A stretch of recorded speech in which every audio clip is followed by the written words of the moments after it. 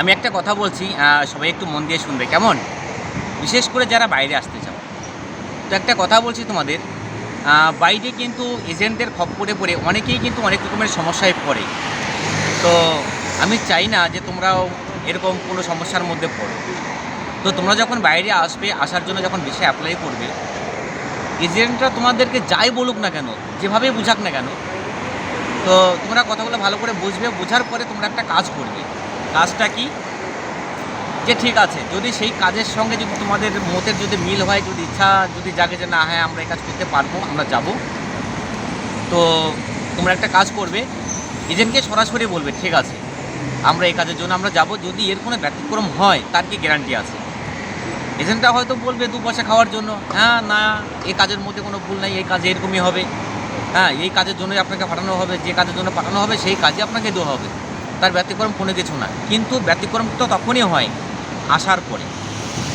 যখন আপনি বিদেশে আসবেন, আসার পরে দেখবেন আপনাকে হয়তো কোনো সাপ্লাইতে ঢুকিয়ে দিয়েছে, যে কাজের জন্য আপনাকে নিয়ে এসছে সে কাজ হয়তো আপনাকে দিচ্ছে না, হয়তো আপনাকে রাস্তা পরিষ্কার করতে হচ্ছে, বাথরুম পরিষ্কার করতে হচ্ছে, বা লোড আনলোড করতে হচ্ছে। মানে অ্যাকচুয়ালি আপনাকে যে কাজের জন্য পাঠিয়েছে সে কাজটা কিন্তু আপনি একদমই পাননি। তার মধ্যে কি আপনার মধ্যে মানে আপনার সঙ্গে পুরো জালিয়াতি হচ্ছে, আপনার মধ্যে পুরোটাই ফ্রড হচ্ছে। তো এই ফ্রড যাতে না হয়, তো আপনারা কাজ করবেন, মানে যে এজেন্টগুলো আপনাদেরকে পাঠাবে একটা এগ্রিমেন্ট করে নেবেন। এগ্রিমেন্টটা কি? যে আপনাকে পাঠানোর ক্ষেত্রে হয়তো আপনাকে একটা অ্যামাউন্ট দিতে হবে, 1 লাখ হোক, 2 লাখ হোক, 50 হোক, 30 হোক, মানে একটা অ্যামাউন্ট আপনার কাছ থেকে নেবে। কিন্তু সেই অ্যামাউন্টটা একটা রেভিনিউ স্ট্যাম্প পেপারে আপনি একটা লিখিত করে নেবেন। আর এখানে এসে যদি আপনি বিদেশে যাওয়ার পরে যদি আপনি সঠিক কাজ না পান, তার বিনিময়ে এজেন্টকে আপনাকে মিনিমাম 5 লক্ষ টাকা প্রত্যেকে ভরতে হবে। কারণ এটা হচ্ছে এজেন্টদের একটা পানিশমেন্ট। যদি আপনার এই কথায় যদি সম্মতি হয় কোনো এজেন্ট যে না, যে কাজের জন্য আমরা পাঠাচ্ছি কাজটা স্যাঙ্গুইন, আমাদের কোনো দ্বিধাবোধ নাই, তুমি যেভাবে লিখিত করবে আমরা সেভাবেই আমরা সই করতে রাজি আছি, যদি কোনো এজেন্ট যদি সই করে তাহলে আপনারা নির্দ্বিধায় সেসব বিষয়ে আসেন। আর যদি কোনো এজেন্ট যদি ভুলেও যদি আপনার এই এগ্রিমেন্টে সই না করে, তাহলে ভাববেন যে সেখানে কোনো ফ্রড আছে, সেখানে কোনো জালিয়াতি আছে। কী জন্য বলছি? যে যারা পাঠায় তারা তো অ্যাকচুয়ালি পজিশন বোঝে না, মানে যে কাজের জন্য পাঠাবে তারা তো এখানে সে দেখেনি যে কী কাজ করতে হচ্ছে, তারা কিন্তু শোনা কথা শুনেই কিন্তু পাঠায়। তো যারা সঠিক জানে না, বোঝে না, কারোর কথা শুনে লোকজন পাঠাচ্ছে, আর লোকজন সাধারণ লোক টাকা পয়সা খরচা করে বাড়ি বিটে বন্দুক দিয়ে বিদেশে আসছে 2 পয়সা ইনকামের জন্য, পরিবারকে বাঁচানোর জন্য, আর তারা এসে এরকম হয়রানির শিকার হচ্ছে।